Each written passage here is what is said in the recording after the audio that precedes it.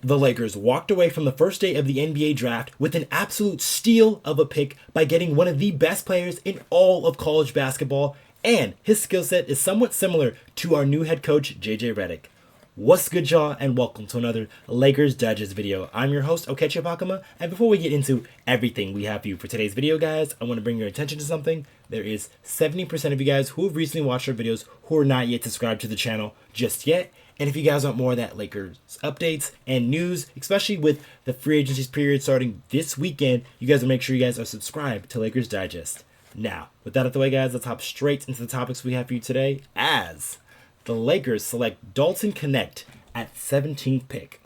So, Dalton Knecht is a 23-year-old fifth-year senior out of Tennessee, and he had an incredible journey to where he is now, getting drafted by the Lakers at the 17th pick, as he's a former junior college basketball player. And for those of you who know JUCO basketball, it is a very tough thing to do to make that jump from JUCO to make it all the way to the NBA. But that is exactly what Knecht did. This is a little bit what Dave McMenamin had on his backstory, as he received no Division I scholarships coming out of high school, and then he also had a massive growth spurt going up to 6'5" to a 212-pound wing, and then he went from JUCO, then North Carolina, and then all the way to Tennessee, where he became an All-American. So that kind of tells you a little bit about Knecht and just having an incredible journey from coming JUCO all the way to the NBA, but that just tells you a little bit about his work ethic and a big reason why the Lakers wanted to pick him. But if you guys don't know who Dalton Knecht is, here is a little bit of his scouting report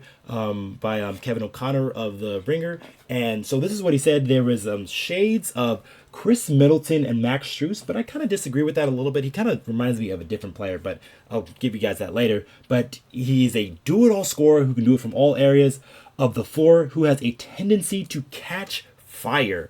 And then his attributes are he's a movement shooter, a pull-up threat, he's got that clutch gene, and he's also worked on his off-ball defense, where he's really improved on, especially when he came to Tennessee. But some of his pluses are he's a dynamic three-point shooter from deep range, and he can sprint into the wing or readjust in midair to fire accordingly coming off screens. So this guy is a tremendous shooter that can really do a lot off the catch, and then he can do it in a multitude of ways. He can shoot the shot from either angle. He's a guy who doesn't really matter what corner he's on. He is a very consistent shooter in that respect.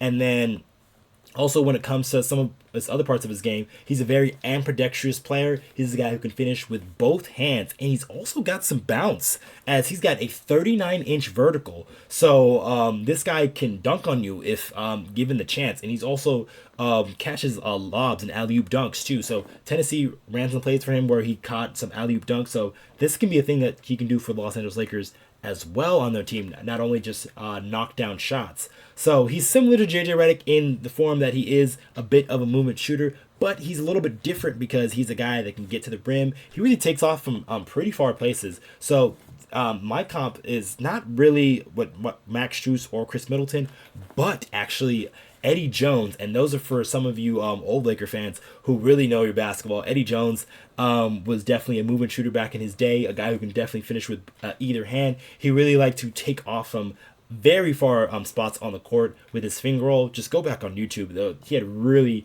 pretty finishes with either hand. So that's kind of who Dalton reminds me of.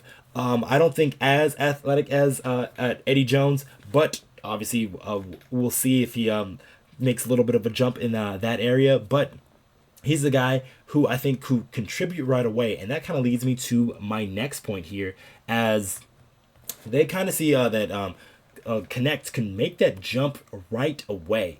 So a big reason why is this guy has shown massive improvements from where he was to where he is now. As like I said, he was a former JUCO player, but let's look at some of his stats throughout college. And this was brought to you by Mike Trudell, a Lakers reporter. And then Knecht in his essentially his freshman year of the University of Northern Colorado, he only averaged about 9 points per game, but he really improved on it on his second season, averaging 20 points per game to go along with 7.2 rebounds per game, and shot 38% from three. And then he was also a Big Sky player.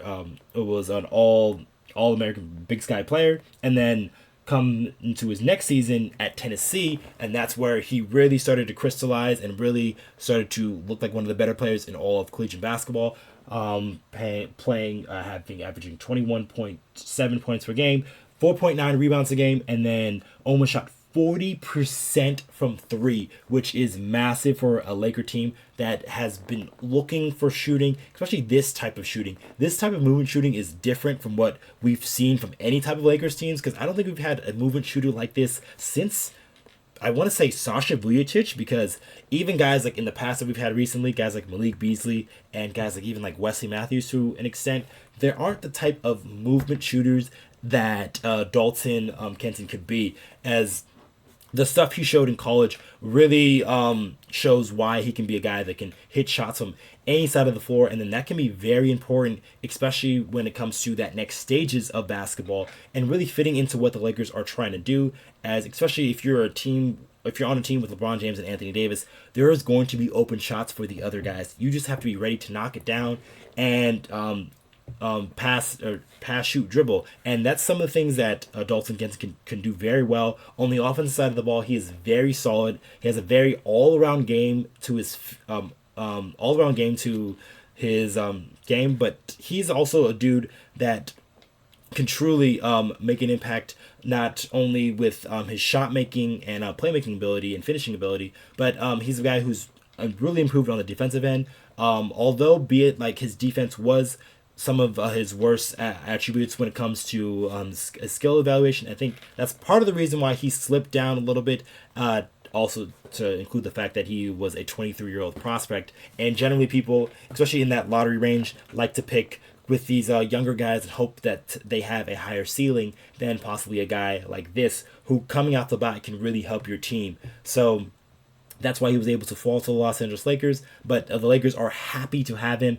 Rob Pelinka described as Knecht being one of the guys that all of them on their scouts had on their top 10 boards. So they all figured that this guy could have been in the top 10 of the NBA draft, but he ended up falling 17th to the Lakers, which was a very huge get. And then Pelinka was also talking about how excited Redick was about it, as Rob Pelinka said to JJ Redick, said to coach JJ Redick, who immediately began drawing up pin downs and ATOs on a whiteboard for Knecht next season. So JJ Redick already has his mind turning, because he's a guy who's similar and knows that type of player because he was that type of player. So having him on this Laker team is going to be very crucial for this Laker squad next year as they start to build out the rest of the roster. But getting a movement shooter, especially a movement shooter like this, we've never seen anything like this for a while for the Los Angeles Lakers, and this kind of shows the JJ Redick's influence in like what the team is starting to become. And we're probably going to see an offensive team like the Lakers like we haven't seen ever before, as JJ Redick is going to throw in some new ideas, and we're definitely going to be a team that takes more three-point shots. And this is the first domino, it looks like, to fall, with Dalton Knecht becoming the Los Angeles Lakers at the 17th overall pick. But let us know what you guys think in the comments down below. What do you guys think of Dalton Knecht? Do you think he can be a guy that plays right away and can really make an impact for the Los Angeles Lakers? Or do you think otherwise? Or do you think we should have traded this pick? Let us know what you guys think in the comments down below. I have been your host, Okechi Apakama, and I'll catch you guys on the next one.